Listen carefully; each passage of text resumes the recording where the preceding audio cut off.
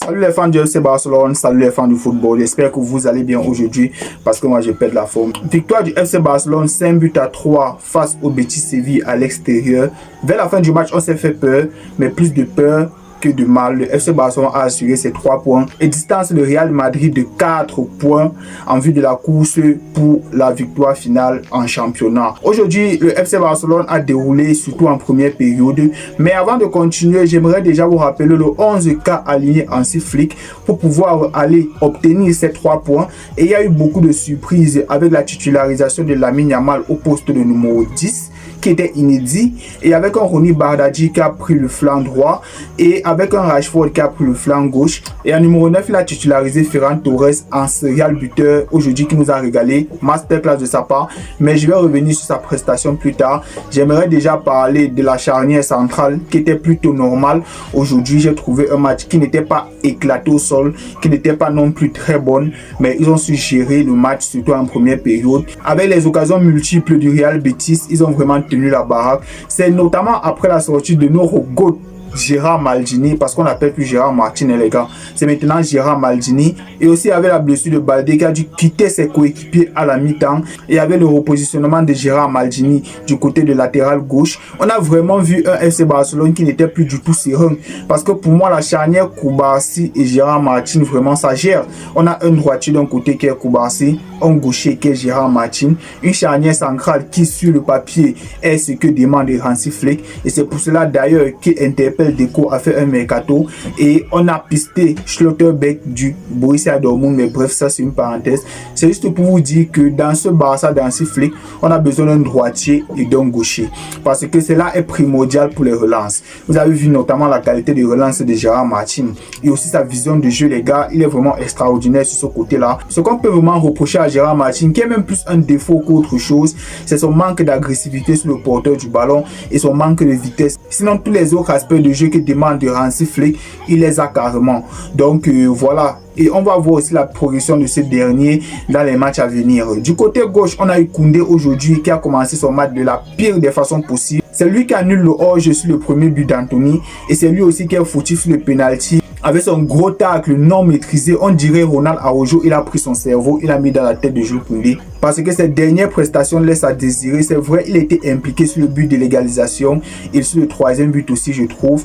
Mais sinon, il a parfois des erreurs et des moments de déconcentration durant les matchs qui laissent vraiment des doutes dans la tête des supporters du FC Barcelone. Parce qu'aujourd'hui, il aurait pu nous coûter une remontada, mais plus de peur que de mal.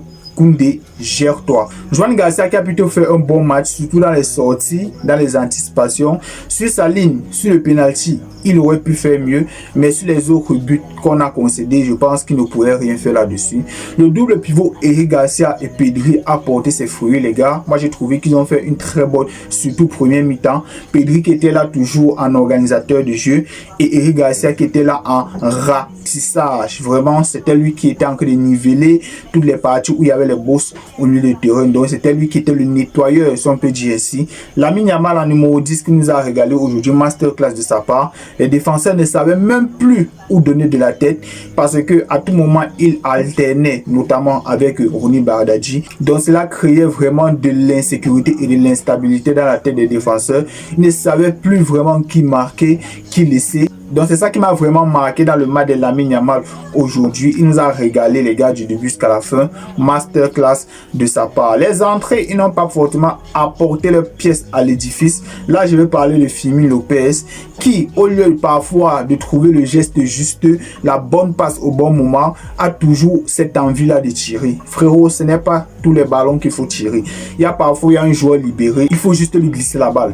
Tout simplement. Frenkie de Jong aujourd'hui, son entrée n'a pas été convaincante. Je suis désolé les gars, il est beaucoup trop mou, il est beaucoup trop frêle, il est beaucoup trop molle. C'est ce qui m'énerve sur ce joueur alors qu'il est très fort. Donc ça, il va falloir régler. Mais je pense qu'Hansi Flick, il va résoudre ce problème très rapidement. Mais sinon, j'ai bien aimé l'entrée de Marc Bernal. Il a apporté aussi sa pierre à l'édifice, défensivement comme offensivement. Ça se voit, il n'est pas encore revenu à 100% les gars. Il revient les ligaments croisés, ce n'est pas une petite blessure. Voilà, on va voir son évolution durant le cours de la saison. Mais sinon, je suis très optimiste en ce qui concerne Marc Bernal. Ferran Torres aujourd'hui, les gars, qui nous a régalé en pose de numéro 9. En fait, ce joueur, moi, je ne sais pas. Déjà, premièrement, j'aimerais dire un truc.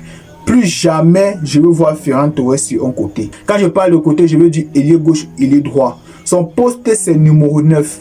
Parce que quand il est sur le côté, il ne fout rien là-bas. Il n'a pas cette capacité-là à éliminer un, deux joueurs. C'est devenu un joueur de profondeur, c'est devenu un joueur de surface. Hansi Flick, il doit s'y faire à cela.